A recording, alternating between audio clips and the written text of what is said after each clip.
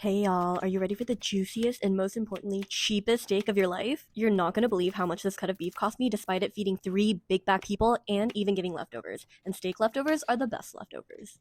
I was recently perusing through H Mart during my weekly grocery shopping and wondered what would happen if I marinated a normal steak like galbi, since LA galbi is arguably one of the best beef marinades of all time. So I decided to see it through since I had a glute day anyways and needed to fuel my booty muscles with hella protein. Make sure you leave enough time to get guilt tripped by your puppy's literal puppy dog eyes and pay a quick Apple tax so we can all happily move on with our day. Jinx, gentle. Oh, good girl.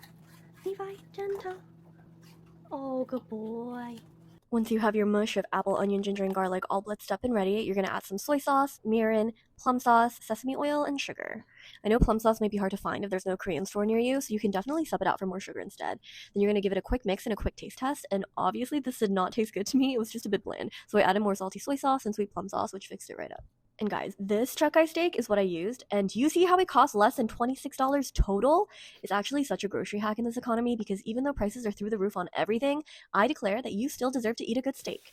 And as long as you give a chuck eye a good sear and are willing to strategically cut out the minimal bits of chewy gristle, I promise you won't be able to tell a difference between this and a prime sirloin. But make sure you grab the chuck eye and not the chuck roast, okay? The chuck roast is hella tough, and you're gonna be chewing until 2027. Also, did y'all notice that I rinsed my rice 9 times to ensure it was running clear? Rice cookers make our lives so easy, so the least we can do is wash off all the starch so the rice doesn't come out gummy and gloopy. We gotta prepare for AI rice cookers, okay? We don't want them to get upset at us. Anyways, we definitely need a carb because carbs are energy. Hot girls eat carbs! So we're making the viral Korean recipe from a few years back, ddaengcho gimbap. The ddaengcho refers to the green spicy peppers that you often see at OG KBBQ places and are ubiquitous in Korea, while odaeng is the Korean word for fish cake.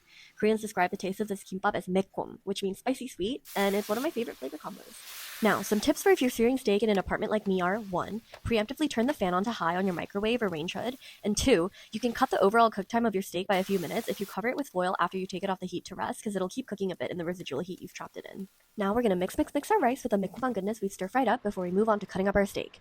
This is always a nerve-wracking moment of truth for me because even if I've used a thermometer, I never fully believe that I've cooked a steak well until I actually see the color on the inside.